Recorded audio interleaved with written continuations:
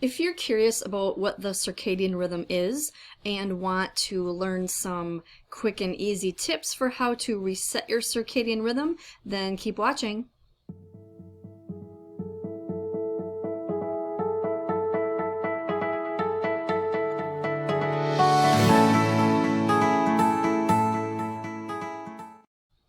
Alright, so in this video I'm going to explain what the circadian rhythm is, and I'm going to show you the circadian clock so you can see what times of the day are the best to do certain things. I'm also going to give you a couple of tips to align your circadian rhythm, so let's get right into this video.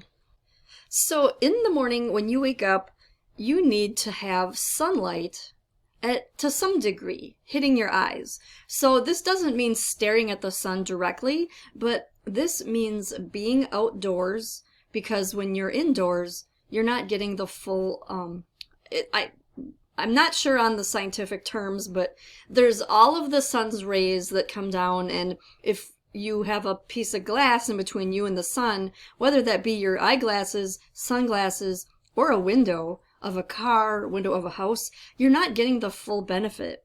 And this screws something up inside your eyes so that you're not able to benefit from the sunlight, which helps to set your circadian rhythm.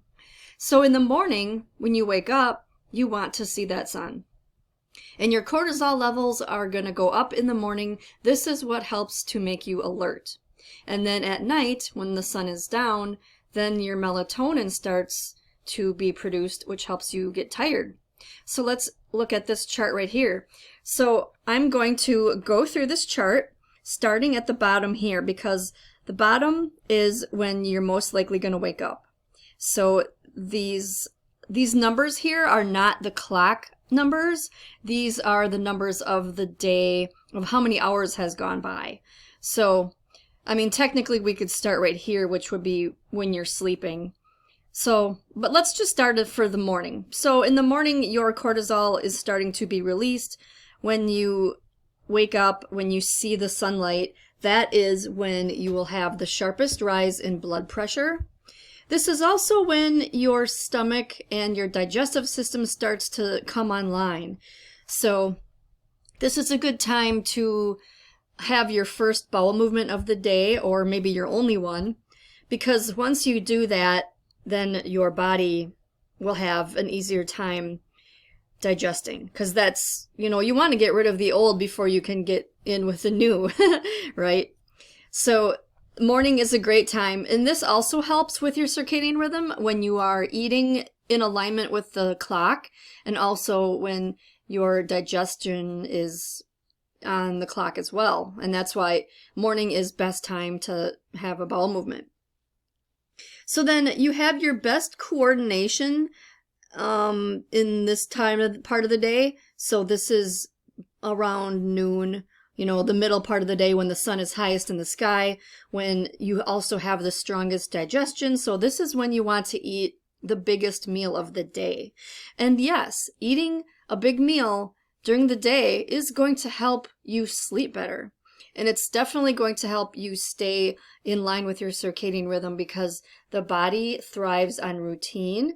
It thrives on schedules. Now, this might sound a little constricting to some people, and there are ways to plan your day and have a daily routine, even if you like your spontaneity and your variety. I've actually done a video about that, so you can watch that too. But basically, this is the time of day when you want to do most of your activity and most of your eating, and this will help to give your body that feeling of structure. And that will help with, let's say you struggle with constipation. This is really going to help with that, because when your body is in alignment with nature and the circadian rhythm is good and all that is, you're eating at the same times every day, you're waking up at the same times every day, and going to bed at the same time too. This will help your bowel movements become more regular. And this is something that I noticed when I started improving my circadian rhythm. And as a side note, I actually have a circadian rhythm disorder, At least I used to have it. I mean, I manage it now basically, but I used all of the tips that I'm teaching you in this video, and that is how I was able to improve my digestion. And this also includes a lot of Ayurvedic tips as well. Ayurveda is really big on digestion, so that's another thing. That's a whole nother subject in itself, but Ayurveda teaches to eat your biggest meal of the day around noon and do most of your exercises around noon and things like that. So then your blood pressure is at a maximum right before the sun goes down. Once the sun goes down, your body temperature goes up. That's actually when it's at the highest. And then your melatonin starts to release. Now, when melatonin releases, this is also part of the circadian rhythm because the melatonin is dependent on you having had seen the sun in the morning. So you're going to have a hard time producing melatonin and getting tired at night if you never saw the sun in the morning. And this is a huge problem with shift workers. This is why they have such poor health, because they're not in alignment with nature at all. Their circadian rhythms are completely off. And yes, you can get used to it, your body can get used to it, but it's overall, in the long run, it's not doing any favors for your health. So melatonin happens naturally when you see the sun in the morning. And it sounds counterintuitive because you would think that, what would melatonin have to do with your daytime stuff? But it's a cycle, it's a balance, and it all has to work together. So then you get your deepest sleep of the night anytime between the hours of, they say to be in bed by 10 p.m., but I think you get your best hours of sleep between midnight and 3 a.m. And those are the times when your liver is going through its detox process and it's, working the hardest at that time. So if you're not sleeping during that time, you're going to have a hard time detoxifying, and your body is just not going to be as efficient and effective at functioning. So there's really multiple reasons why you would want to be sleeping at least between the hours of midnight and 3 a.m., if not sooner. So then in the morning, this is when your body temperature is at its lowest. And then again, the cycle repeats and starts over when you wake up. So now I'm going to give you some tips. These circadian rhythm tips, I took these from my online course, Introduction to Ayurveda. This is a course that I just released not too long ago. And a really big part of Ayurveda is the circadian rhythm. It's living in alignment with nature. So get outside in the direct sunlight as early as possible, like I mentioned earlier. And don't be staring at the sun, just, stand in the shade and look around. And it's also really good for your eyesight to have your eyelids closed while you're facing the sun. This is something I recently learned, and I'm probably going to make a video about this because it's so good for your eyes. It actually improves your eyesight to do this.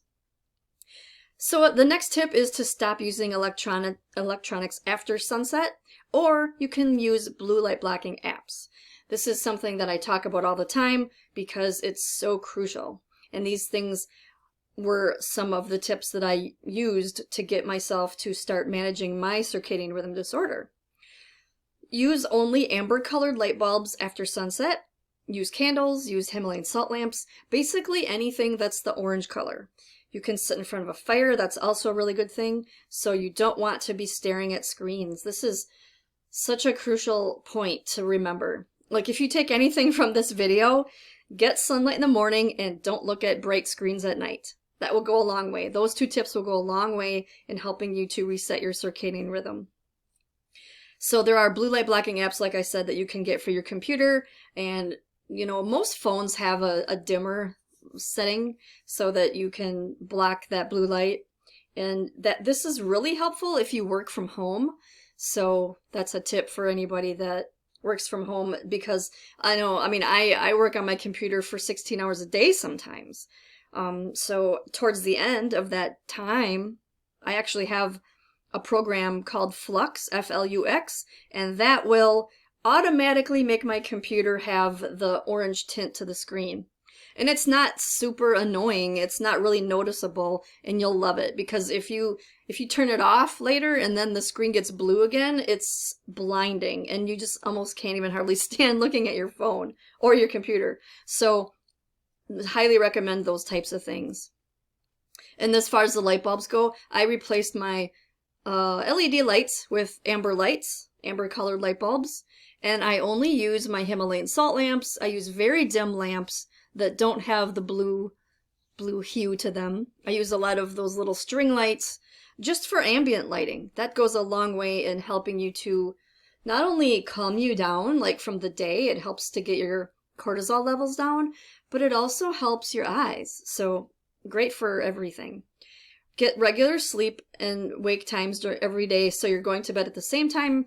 You know, when I say same time, I don't mean you gotta, be like, okay, it has to be 10:31 when I go to bed every night.